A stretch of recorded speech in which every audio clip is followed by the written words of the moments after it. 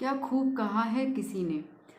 पौधों और बच्चों में एक ही समानता होती है। जड़ें मजबूत हो तो उनमें तूफानों से लड़ गुजरने की हिम्मत होती है।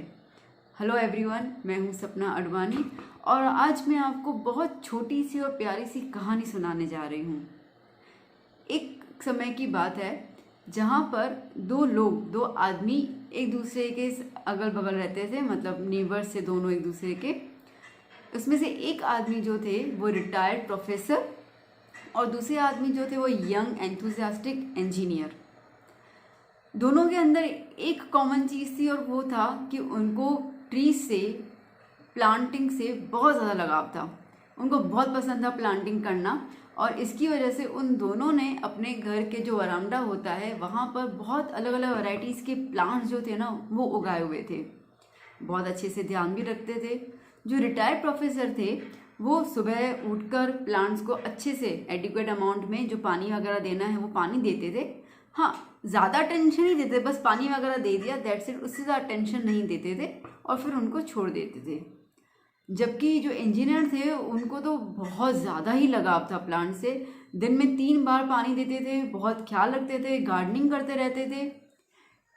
ये जब देखभाल दोनों की इस तरीके से थी ना, एक ही बार पानी दे रहा है और एक 3 बार, तो खैर नतीजा भी हुआ कि जो इंजीनियर थे ना उनके जो प्लांटिंग का, अगर मैं कहूँ, पिक्चर बहुत सुंदर। पूरे जो प्लांट्स है वो हरे भरे ग्रीन ग्रीन, ठीक है, पूरा यूँ फूले हुए प्लांट्स। और जो रिटायर्ड प्रोफेसर थे उनके प्लांट भी अच्छे थे, सिंपल स्वीट, ठीक है, अच्छे से प्लांट थे। वेल, एक रात बहुत गजब हो गया। सडनली बहुत तेज तूफान आया और बारिश आई। तूफान और बारिश में पता है हम सबको कि बहुत सारी चीज़ें जो है वो डिस्ट्रॉय हो जाती हैं। नेक्स्ट डे मॉर्निंग में जब दोनों घर के बाहर निकले टू इंस्पेक्ट कि भाई हमारी गार्डनिंग का क्या हाल हुआ, भाई इतनी ज़्यादा बारिश गिरी, तो बहुत सरप्राइज्ड सिचुएशन उस टाइम आ गई थी। जो रिटायर्ड प्रोफेसर थे उनके plants they were firmly attached to the ground. कुछ भी डिस्ट्रक्शन नहीं हुआ, कुछ नहीं हुआ, बहुत अच्छे से जैसे पहले थे वैसे ही रहे। जबकि जो इंजीनियर के प्लांट्स थे वो सारे के सारे डेड, डिस्ट्रॉयड, यहाँ तक कि मैं ये बोलूँ तो ज़मीन से उखड़ गए थे। इंजीनियर बहुत सरप्राइज्ड हो गया ये देखकर कि मैंने इतना ज़्यादा ध्यान रखा मेरे प्लांट का, हर टाइम पे अच्छे से उनको मैन्योर्स देना, अच्छे से पानी देना, हर एक चीज़ का देखभाल करना, तो फिर मेरे प्लांट्स इतनी जल्दी उखड़ कैसे गए ज़मीन से और मर कैसे गए। इस टेंशन में और इस तरीके के सिचुएशन में वो सॉल्यूशन की तलाश कर रहे थे, जिसकी वजह से वो गए रिटायर्ड प्रोफेसर के पास और उनसे पूछा, हाउ इज़ इट पॉसिबल, आप तो बिल्कुल ध्यान नहीं रखते थे, थोड़ा बहुत पानी दे दिया, दैट्स इट, और आपके प्लांट्स को तो कुछ इफेक्ट नहीं आया, आज तक नहीं आई उनको तूफान की, ऐसा क्यों। रिटायर्ड प्रोफेसर, एक्सपीरियंस प्रोफेसर, उन्होंने बड़े शांति से और स्माइल देकर उनको आंसर दिया, मैंने मेरे प्लांट्स को पानी दिया पर उतना ही दिया जितनी उनको ज़रूरत थी, जिसकी वजह से उनकी ज़रूरतें पूरी भी हुई और जब आगे उनको पानी की प्यास लगती भी थी तो वो अपने रूट्स को डीपर एंड डीपर ग्रो करते थे in the search of water, जिसकी वजह से मेरे प्लांट्स के रूट्स इतने स्ट्रॉन्ग हो गए कि आंधी तूफान उनका कुछ बिगाड़ ही नहीं पाए।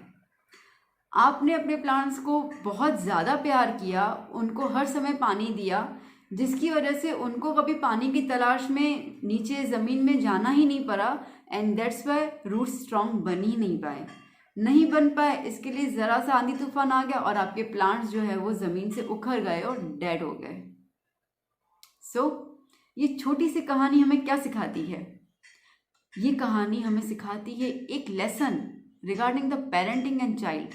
जी बिल्कुल, जो हमारे बच्चे होते हैं वो भी प्लांट्स की तरह ही होते हैं, नाजुक से, ठीक है, बहुत केयरिंग करने वाले ही होते हैं। और जो पेरेंट्स होते हैं वो भी कहीं ना कहीं इंजीनियर और प्रोफेसर की तरह होते हैं। कुछ पेरेंट्स अपने बच्चों को इतना स्नेह करते हैं, इतना प्रेम करते हैं कि उनका मतलब आंसू तक बर्दाश्त नहीं होता और उनको बेसिकली उनके मांगने से पहले ही, ठीक है, उनको सब चीज़ें उनको हाथ में दी जाती है। जैसे इंजीनियर करे, पानी मांगा ही नहीं प्लांट ने और उनको 3 टाइम पानी दे रहे हैं। सब चीज़ें उनको दी जाती हैं बिना मांगे, टाइम से पहले, जिसकी वजह से शायद वो उन चीज़ों की वैल्यू जो है वो समझ नहीं पाते हैं। वो फिर उनको कभी हार्डवर्क चीज़ क्या होती है ना, वो नहीं समझ पाते हैं। और उसका रीज़न ये रह जाता है कि भाई जब भी कोई छोटी सी भी मुश्किल आती है ना, they are unable to face that challenge, that situation. और आजकल के जो पेरेंट्स हैं वो कहीं ना कहीं इंजीनियर वाले सिचुएशन में ज़्यादा जा रहे हैं, जिसकी वजह से वो बच्चों को बहुत ज़्यादा स्नेह करते हैं, हर एक चीज़ उनको प्रोवाइड करते हैं और बच्चे के अंदर कैपेसिटी नहीं आती है खुद का विल पावर ग्रो करने की। अब देखिए, ज़रा सा पेपर टफ निकल गया 10th या 12th स्टैंडर्ड का, रिजल्ट आने से पहले बच्चा जो है ना वो सुसाइड कर लेता है। वो इतना डर जाता है पेपर को देख कर ही। और ये बहुत आम बात है। बच्चे अभी के टाइम के बच्चे जो है ना वो मेंटली स्ट्रांग नहीं है, जस्ट बिकॉज कि हमने उनको स्ट्रांग नहीं होने दिया है। इसके बदले कुछ पेरेंट्स ऐसे भी हैं जो अपने बच्चों को स्ट्रांग बनाते हैं, उनकी सब ज़रूरतें पूरी करते हैं, बट ऑन द स्पॉट नहीं, उनको समय देते हैं। वो चीज़ उनको देने से पहले उनकी वैल्यूज़ क्या हैं वो उनको टीच करते हैं डायरेक्टली एंड इनडायरेक्टली, ताकि उनको हर एक पेनी, हर एक पैसे का महत्व पता हो और वो हार्डवर्क पता हो कि उस बच्चे ने, अगर उसको एक कार चाहिए थी, एक मोबाइल चाहिए था, एक टॉय चाहिए था, तो उसके लिए उनके पेरेंट्स ने काफ़ी लंबा समय इंतज़ार करवाया। तो वो इंतज़ार का जो वैल्यू है ना वो बच्चे को पता होगा, तो वो जब टॉय उसको मिलेगा तो वो उसको सीने से लगा के रखेगा, उसको फेंकेगा नहीं। और यही चीज़ एक दिन उसके अंदर हैबिट में आ जाएगी, जिसकी वजह से कोई भी सिचुएशन आएगी, चैलेंज आएगा, वो उसको एक्सेप्ट करेगा, क्योंकि उसको वो चीज़ बचपन से अंदर डाली गई उनके पेरेंट्स के through. Accept, face the challenge. तुम्हें हर एक चीज़ मिल सकती है, बट थोड़ा सा हार्डवर्क करो। हार्डवर्क, गट्स, विल कॉन्फिडेंस, ये सब चीज़ें जो हैं वो कहीं ना कहीं पेरेंटिंग से ही आती हैं। You know parents, sometimes it is better to guide them instead of giving them. Teach them how to walk, but let your child to follow his or her own path. ये रास्ता जब वो चुनेंगे तो वो सीखेंगे कि मैं सही कर रहा हूँ या गलत कर रहा हूँ। ठोकर खाकर ही इंसान सीखता है, ठोकर खाकर ही इंसान मजबूत बनता है।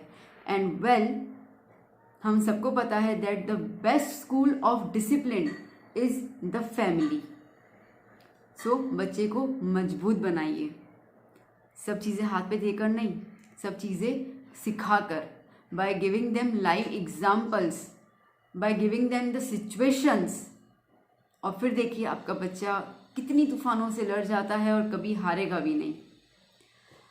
डियर पेरेंट्स, आई होप कि आपको मेरी ये कहानी, छोटी सी कहानी अच्छी लगी होगी।